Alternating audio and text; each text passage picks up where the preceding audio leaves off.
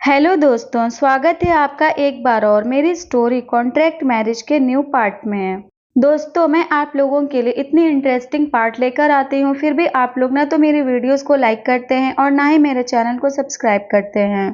तो प्लीज आपसे रिक्वेस्ट है कि मेरी वीडियो को लाइक करके चैनल को भी सब्सक्राइब कर लें। तो चलिए शुरू करते हैं आज का इंटरेस्टिंग पार्ट। राजीव सक्सेना की बात सुनकर अमर सर तो बिल्कुल शॉक्ड रह गए थे। समर का हाल भी कुछ ऐसा ही था। दोनों बस खड़े खड़े एक दूसरे को घूरे जा रहे थे। What happened? तुम दोनों ऐसे क्यों खड़े हो?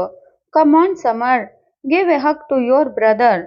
राजीव ने उन दोनों को चुप देखकर समर की पीठ पर हाथ रखते हुए कहा। मैंने क्लियरली देखा समर की मुट्ठियां कस गई थीं, मगर वो अपनी जगह से हिला नहीं। अंकल, आर यू श्योर यही सुमो है? I mean look at him. बचपन में कितना ओवरवेट हुआ करता था समर। मुझे अच्छे से याद है, मेरे सारे फ्रेंड्स सुमो कहते थे इसे, मगर अब तो ये अमर सर ने अपना शक जाहिर किया। राजीव सक्सेना हंसते हुए, अब ये सेलिब्रिटी बन चुका है। खुद को इसने इतने अच्छे से ट्रांसफॉर्म किया है कि एक बार की तो मैं भी धोखा खा गया था। अगर ये अपने पहले वाले स्टेट में होता तो इसे पहचानना मेरे लिए इतनी मुश्किल नहीं होता। मैंने सब तरफ समर को तलाश कर लिया था, मगर वो मुझे कहीं नहीं मिला, क्योंकि उसे अरविंद, समर के मामा, यहाँ से कनाडा लेकर चला गया था। वहाँ जाकर उसने अपने नाम और पहचान दोनों बदल ली थी। मैं इतने सालों तक अलग कंट्रीज की खाक छानता रहा, हर जान पहचान वालों से इनकी तलाश करवाता रहा, मगर वो मुझे नहीं मिला। डैड की वजह से मेरे हाथ बंधे हुए थे।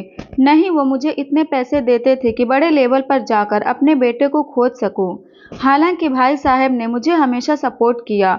आज उन्हीं की कोशिशों की वजह से समर मुझे वापस मिल पाया है। राजीव सक्सेना ने ये बात नम आंखों से कही थी। अमर सर ने एक बार समर की तरफ देखा और एक स्माइल के साथ आगे बढ़कर समर को गले से लगा लिया। समर ने भी एक हल्की सी स्माइल दे दी, मगर वो खुश नहीं लग रहा था। मुझे बहुत बुरा लग रहा था। सर कितने एक्साइटेड थे अपने कज़न से मिलने के लिए, और समर, उसे तो पहली बार उसकी फैमिली मिली थी, मगर कल जो कुछ भी हुआ था उसके बाद शायद उसे अमर सर को अपने भाई के रूप में देखकर इतनी खुशी नहीं हुई थी जितनी उसने सोची होगी। तनु तो सेजल को छोड़ ही नहीं रही थी। कब से वो उसे अपने साथ लेकर सबसे मिलवा रही थी। करण, अभी और राहुल को भी एक क्यूट सी बहन मिल गई थी। तीनों ने मिलकर उसे गिफ्ट से लाद दिया था। समर चुपचाप मुस्कुराते हुए ये सब देख रहा था। इतना रोने धोने का ड्रामा करने के बाद अब जूली मेरे पास खड़ी कोल्ड ड्रिंक की बोतलें गटकती जा रही थी। तभी सेजल की नज़र हम दोनों पर पड़ी और वो हमारी तरफ आ गई। उसने हम दोनों को हेलो बोला और फिर जूली की तरफ मुड़ती हुई बोली, हाय दी, आपने मुझे पहचाना? उसकी बात सुनकर जूली कभी आंखें फाड़कर तो कभी आंखें सिकोड़कर उसे हर एंगल से देखने लगी। उसे अपनी तरफ ऐसे देखता पाकर सेजल थोड़ा कंफ्यूज हो गई। अरे क्या कर रही है, क्यों डरा रही है उसको? मैंने जूली को डांटते हुए कहा। जूली अपना सिर पकड़कर याद करने की कोशिश करते हुए, किवे तो वेख्या है कुड़ी नू मैंने, पर किथे वेख्या है याद ही नहीं आ रहा मैनू।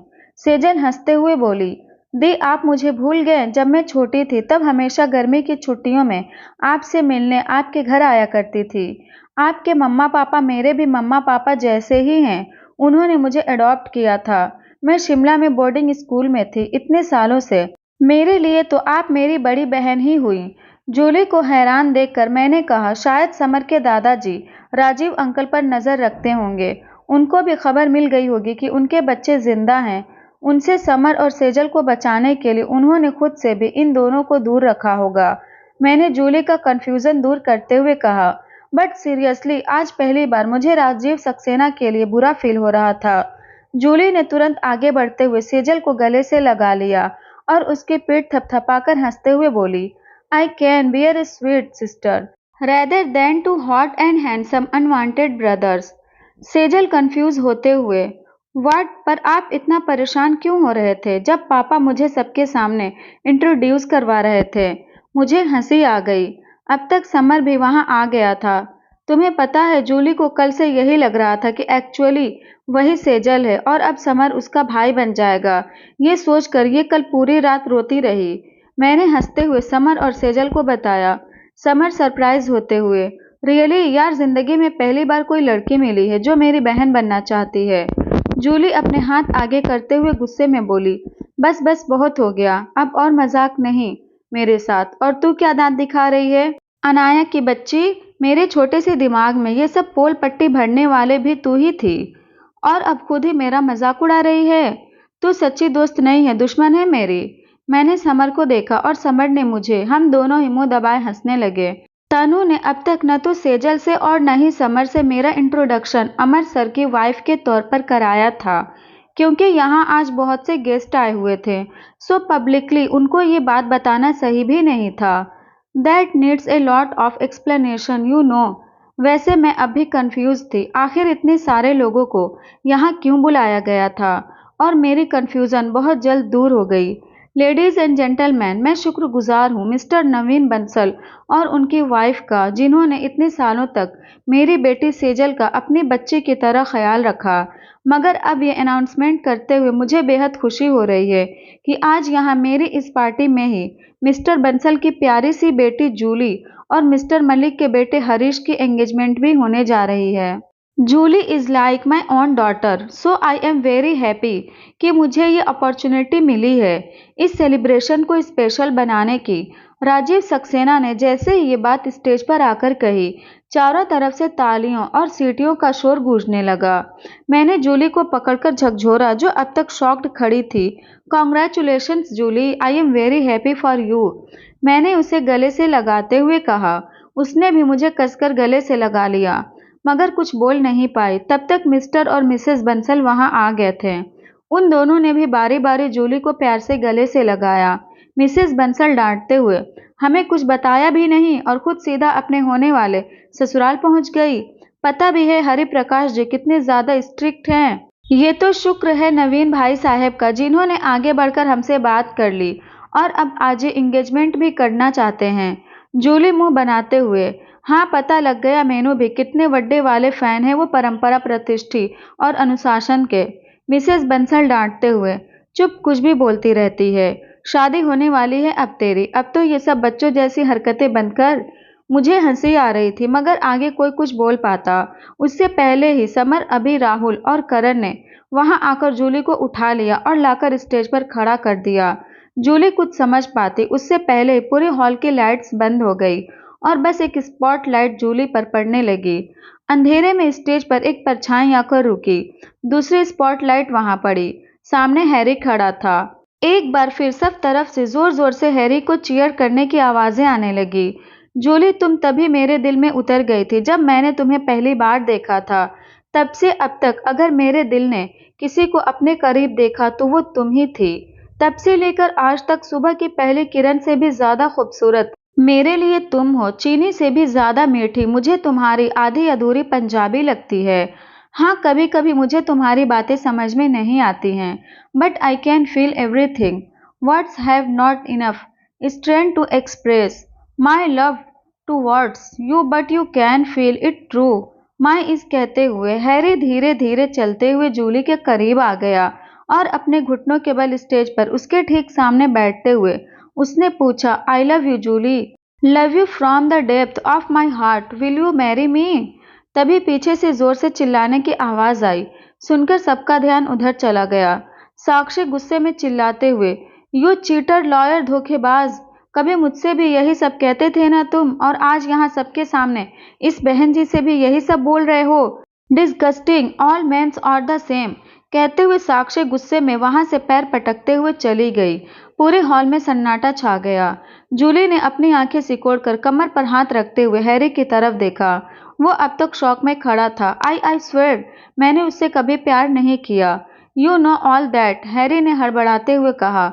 उसकी शक्ल देखकर लग रहा था जैसे वो अभी रो देगा। हॉल में से अब दबी दबी सी हंसी की आवाजें आने लगी। हालांकि मुझे पता था जूली बस नाटक कर रही है। साक्षी को छोड़कर हैरी आज जूली को ऑफिशियली प्रपोज कर रहा था और वो चुड़ैल चुपचाप से सब सह लेती। ये तो पॉसिबल ही नहीं था। जूली ने झूठा गुस्सा दिखाकर अपने हाथ बांधते हुए कहा, सोचन दे अब मैनू, अब मुझसे और नहीं रहा गया। और मैं समर हंसते हुए स्टेज पर आ गए। मैंने उसके सिर पर हल्के से मारते हुए कहा, क्यों परेशान कर रही है उसे? हाँ बोल दे। समर हैरी की पीठ थपथपाते हुए, डोंट वरी बडी, अपनी पंजाबी कुड़ी हाँ ही बोलने वाली है। उसकी बात सुनकर हैरी के चेहरे पर एक स्माइल आ गई। बड़ी उम्मीद से वो फिर से जूली की तरफ देखने लगा, मगर जूली ने धीरे से मेरा हाथ पकड़ते हुए पूछा, अनाया, आर यू श्योर? मैं हैरी हूँ, हाँ बोल दूँ? तुझे बुरा तो नहीं लगेगा ना? ओह माय गॉड, ये लड़की अब तक इसी कंफ्यूजन में है कि अगर वो हैरी का प्रपोजल एक्सेप्ट करेगी तो मैं हर्ट हो जाऊंगी। तू पागल हो गई है क्या? मैंने उसे डांटते हुए कहा। मुझे क्यों बुरा लगेगा? उल्टा मैं तो बहुत खुश हूँ कि हैरी के साथ मेरी बेस्ट फ्रेंड हमेशा रहेगी। जरा सोच, अगर उसकी शादी उस चुड़ैल से हो गई होती तो क्या होता? और जहां तक मेरी बात है तो मेरे नसीब में मॉम ने बचपन में ही मेरी एक जल्लाद को लिख दिया था, तो अब किसी और का कोई चांस भी नहीं है। इसलिए ये सब ख्याल अपने दिमाग में लाना बंद कर दे। जूली ने मुझे कसकर गले से लगा लिया। हम दोनों की ही आंखें नम हो गई थीं। I am really lucky to have a best friend like her. उसके बाद पीछे मुड़कर हैरी की तरफ देखते हुए उसने हाँ में सिर हिलाते हुए सिर झुका लिया। हैरी ने झट से उसे अपने गले से लगा लिया और पूरे हॉल में एक बार फिर से तालियों और सीटियों का शोर गूंजने लगा। अभी राहुल और करण भी अब तक ऊपर आ चुके थे। हम सबने मिलकर जूली और हैरी को घेर रखा था। अभी हंसते हुए, प्रिंसेस, मुझे तो पता ही नहीं था अपनी पंजाबी कुड़ी शर्माती भी है। जूली चिढ़ते हुए, देख अनाया, छेड़ रहे हैं ये सब मैनू। हाँ तो चेहरा देख अपना, टमाटर से भी ज्यादा लाल हो गया है, मैंने उसे और चिढ़ाते हुए कहा। जूली ने मेरे हाथ पर एक थप्पड़ लगाते हुए कहा, तू अब भी इनके साथ मिल गई? कोई गल नहीं, दोस्त न रहा, प्यार प्यार न रहा। हैरी कंफ्यूजन से, व्हाट? मैंने क्या किया? हम सबका हंस हंस के पेट दर्द होने लगा था। तब तक हैरी और जूली दोनों की फैमिली स्टेज पर आ गई थी। मिसेस बंसल ने जूली को और मिसेस मलिक ने हैरी को रिंग पकड़ाते हुए एक दूसरे को रिंग पहनाने को कहा। रिंग एक्सचेंज होते ही फायर क्रैकर्स की आवाज से पूरा सक्सेना मैंशन गूंजने लगा। सारे गेस्ट बाहर पूल साइड पर आकर आतिशबाजी देखने लगे। आसमान रंग बिरंगी रोशनी से नहा गया था। हैरी जूली का हाथ पकड़े ये नजारा देख रहा था। तभी मुझे अपने हाथ पर किसी की पकड़ महसूस हुई। मैंने पीछे मुड़कर देखा तो मेरे ठीक बगल में समर खड़ा था। मुझे देखकर उसने एक स्माइल दी और वापस आसमान की तरफ देखने लगा। अब खुद बैंड ऑफ बॉयज की पूरी टीम जिस फंक्शन में मौजूद हो, वो फंक्शन ऐसा रूखा सूखा हो सकता है क्या? मगर चूंकि आज की पार्टी समर के लिए भी थी, इसलिए आज स्टेज का जिम्मा अभी राहुल और करण ने ले रखा था। सबको सरप्राइज करते हुए आज तनु भी उनके साथ थी। एक एक कर सब अपने पार्टनर्स के साथ फ्लोर्स पर आने लगे थे। ऑफ कोर्स सबसे पहले कपल डांस की शुरुआत जूली और हैरी ने की थी। तनु और करण भी एक दूसरे में खोए थे। समर ने मेरी तरफ मुड़ते हुए कहा, लेट्स डांस प्रिंसेस। श्योर कहकर मैं उसके साथ स्टेज की तरफ बढ़ी ही थी कि सामने देखकर मेरे कदम रुक गए। अमर सर हमारे ठीक सामने हाथ बांधे खड़े थे। समर ने उनको इग्नोर करते हुए कहा, let us go princess. What are you waiting for? Amar serious होते हुए, I told you she is my wife. Samar झल्लाते हुए, आर यू सीरियस? आपको पता भी है कि आप क्या बोल रहे हैं? आप वो सच कह रहे हैं? समर, मैंने धीरे से उससे अपना हाथ छुड़ाते हुए कहा, वी आर मैरिड। समर हम दोनों को ऐसे देख रहा था जैसे उसने कोई भूत देख लिया हो। समर, अनाया क्या मजाक है यार? मुझे लगा था कल इन्होंने जो कुछ भी कहा था बस गुस्से में कह दिया। Now I know he is my brother but he is still our professor. इसका अंजाम पता है तुम्हें? इसमें हमारी कोई गलती नहीं है। हम दोनों ने फैमिली के प्रेशर में आकर ये शादी की है। मैं तुम्हें सब बता दूंगी, पर please this is not a right time. मैंने उसे समझाने की कोशिश की, मगर वो एक नज़र अमर सर पर डालता हुआ गुस्से में तेजी से वहां से बाहर चला गया। अमर सर अब तक हाथ बांधे चुपचाप अपनी जगह खड़े थे। मुझे परेशान होता देखकर वो मेरे पास आए और मेरे कंधे थपथपाते हुए बोले, don't worry, he will be fine. सुन, मैंने कोशिश करके उनको एक स्माइल दे दी। मुझे अभी भी ऐसे मुंह लटकाए देखकर उन्होंने मेरा हाथ पकड़ा और बोले, लेट अस गो। कहाँ? मैंने अचकचाते हुए पूछा, मगर मेरी बात का बिना कोई जवाब दिए वो मेरा हाथ पकड़कर मुझे बाहर ले आए। शाम का अंधेरा ढल चुका था। ऊपर आसमान में टिमटिमाते तारों के बीच पूरा चांद चमक रहा था। ठंडी ठंडी हल्की हवाओं से पूरा नज़ारा बेहद खूबसूरत लग रहा था। सर ने गाड़ी निकाली और सीधे मुझे लेकर यूनिवर्सिटी के पास वाले कॉफ़ी शॉप में पहुंच गए। आप मुझे यहाँ क्यों लेकर आए हैं? वहाँ घर पर हमें न देखकर सब क्या सोचेंगे? मैंने कंफ्यूज होते हुए पूछा। अमर एक हल्की सी स्माइल के साथ, कुछ नहीं सोचेंगे, तनु सब संभाल लेगी। बाय द वे, तुम्हें ज़रा भी याद नहीं ना है हम दोनों पहली बार यहीं पर मिले थे? क्या? मैं समझी नहीं, आप कब की बात कर रहे हैं? मैंने अचकचाते हुए पूछा। अमर हंसते हुए, याद है आज से करीब 4 साल पहले तुम यहाँ आई थी। तुमने कॉफ़ी से मेरी पूरी शर्ट खराब कर दी थी और फिर खुद ही मुझे कितना कुछ सुना कर गई थी। Oh god, you were such a baby that time. मेरी आंखें हैरानी से बड़ी हो गई। अब मुझे भी कुछ कुछ ध्यान आ रहा था। उनको वो सब अब तक याद था। मुझे तो अगर वो खुद ये बात नहीं बताते तो शायद मुझे कभी याद भी नहीं आता। आप मुझे पहले से जानते थे, लेकिन फिर भी आपने ये बात मुझे कभी नहीं बताई। मैंने नाराज होते हुए कहा, अमर कभी सोचा नहीं था तुम ऐसे मेरे लाइफ में आ जाओगी। और फिर हर रोज कुछ न कुछ ऐसा होता चला गया कि कभी बताने का मौका भी नहीं मिला।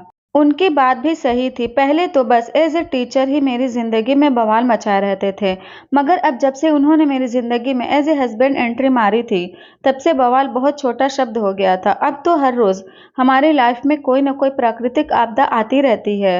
अमर, हमने अब तक एक दूसरे को जानने की कोई कोशिश नहीं की, so let us start with our life dislike first. Okay, तुम कुछ लोगी? Hmm cold coffee, ice cream and chocolates. और आप? Amar, nothing special, just a black coffee. Boring, मैंने मुंह बनाते हुए धीरे से कहा, मगर उन्हें सुनाई दे गया। वेटर आकर हमारा ऑर्डर टेबल पर रख गया। अमर एक तिरछी स्माइल के साथ, मिसेज अनाया राज पारेख, आपके लिए मैं बोरिंग बस तभी तक हूँ जब आप मेरी स्टूडेंट हैं। एनीवे, और क्या पसंद है तुम्हें मिस्टर हैंडसम? मैंने अपनी आइसक्रीम एंजॉय करते हुए जवाब दिया। अमर इरिटेट होते हुए, वो टेडी बियर, अच्छा, और बर्ड्स, मैंने सोचते हुए जवाब दिया। अमर, और मुझे पता था वो मेरी बातें सुनकर बस परेशान हो रहे थे, सो मैंने उन्हें और चिढ़ाते हुए कहा, डकी मोमो। अमर परेशान होते हुए, now what the hell is ducky momo? Okay, forget it. तुम्हारा favourite colour, shopping, anything else? ओफ, why are you asking me all this? Amar, because I want to do what you like. Oh, उसकी कोई ज़रूरत नहीं है। आपकी कॉफ़ी ख़त्म हो गई हो तो हम बाहर चलते हैं। मुझे चांदनी रात में खुली हवा में घूमना बहुत अच्छा लगता है। मैंने उनकी तरफ मुंह कर देखते हुए कहा। अमर मुस्कुराते हुए, ओके, मैं बस बिल पे करके आता हूँ। कहते हो वो बिल काउंटर की तरफ बढ़ गया। मैं भी उठकर वॉशरूम की तरफ बढ़ी, मगर बेध्यानी में मैं बुरी तरह किसी से टकरा गई। ओ, आई एम सो सॉरी। हे, आप यहाँ? Good evening miss Simran. मैंने अपने सामने सिमरन को देखकर हैरानी से कहा। Simran, hi Anaya, I am so sorry, तुम्हारे ड्रेस पर कॉफ़ी गिर गई है। इट्स ओके, मैं वॉशरूम ही जा रही थी, अभी साफ हो जाएगी। मैंने उनको रिलैक्स करते हुए कहा। तब तक पीछे से अमर सर भी आ गए। सिमरन को वहां देखकर वो एकदम शॉक्ड हो गए। अमर हैरानी से, तुम यहाँ क्या कर रही हो? सिमरन, हेलो राज, मैं बस। अमर सिमरन को इग्नोर करते हुए, और तुम्हारे ड्रेस को क्या हुआ अनाया? सिमरन, राज, मैंने जानबूझकर नहीं किया, मैं बस गलती से अनाया से टकरा गई थी। अमर गुस्से में, तुम्हें एक्सप्लेन करने की कोई ज़रूरत नहीं है। उस दिन पार्टी में मैं देख चुका हूँ तुमने अनाया के साथ कैसा बिहेव किया था। मॉम तुम्हें माफ़ कर सकती हैं, मगर मैं नहीं। सो प्लीज़ अनाया को हर्ट करने की कोशिश करना बंद कर दो। मुझे देखकर हैरानी हो रही थी। सर, मिस सिमरन से इतना ज़्यादा नाराज़ हैं? मैंने उन्हें समझाने की कोशिश की, मगर उन्होंने मेरा हाथ कसकर पकड़ते हुए कहा, चलो अनाया। मैंने पीछे मुड़कर देखा। सिमरन की आंखों में आंसू थे। इस बार सच में उसकी कोई गलती नहीं थी, मगर सर ने उनको कुछ ज़्यादा ही गलत समझ लिया था। अब तक सर का मूड पूरी तरह खराब हो चुका था। बाहर आकर गाड़ी से टिककर खड़े होते हुए वो आसमान की तरफ देखने लगे। मैं आकर उनके बगल में खड़ी हो गई। उनकी गलती नहीं थी अमर, जस्ट फॉरगेट इट। मैं चुप रही। बाहर इक्का दुक्का लोग ही नजर आ रहे थे। सर ने गाड़ी वहीं पार्किंग में छोड़ दी और मेरा हाथ पकड़कर पैदल ही सड़क पर धीरे धीरे चलने लगे। बाहर लाइट्स नहीं थी। चांद की रोशनी में अकेले सुनसान सड़क पर चलते हुए मुझे भी काफी अच्छा लग रहा था। सड़क के दोनों तरफ बड़े बड़े पेड़ लगे हुए थे। कुछ ही दूर आगे बढ़कर यूनिवर्सिटी का कैंपस भी शुरू हो जाता था। मुझे वो दिन याद आ रहा था जब हम दोनों वहां अंदर फंस गए थे। उस दिन अगर सर मेरे साथ नहीं होते तो पता नहीं मेरा क्या होता। मैं इसी सब सोच में डूबी चुपचाप उनके साथ चल रही थी। अचानक सर रुक गए। उनका हाथ पकड़े होने की वजह से मैं भी रुक गई। मुझे अपने करीब करते हुए उन्होंने मेरा चेहरा अपने दोनों हाथों में भर लिया। मेरी धड़कनें अब बढ़ने लग गई थी। अमर, अनाया, मैंने उनकी आंखों में देखते हुए कहा। अमर, आई। वो आगे कुछ कहते उससे पहले ही रोशनी की एक तेज चमक हमारे ऊपर पड़ी। हम दोनों हड़बड़ाकर अलग हो गए। गाड़ी के हेडलाइट्स ने हमें अपनी आंखें बंद करने पर मजबूर कर दिया था। ठीक सामने से एक साया हमारी तरफ बढ़ा चला आ रहा था। पीछे से तेज लाइट आने के कारण मुझे उसका चेहरा नहीं दिख रहा था, मगर जैसे-जैसे वो करीब आता गया, मेरी धड़कनें बढ़ती चली गई। नॉट अगेन डर से अब मेरी आवाज़ बंद होने लगी थी। इस स्टोरी में आगे क्या होने वाला है, ये जानने के लिए इस चैनल को तुरंत सब्सक्राइब कर दें और स्टोरी अच्छी लगी तो वीडियो को भी लाइक करें।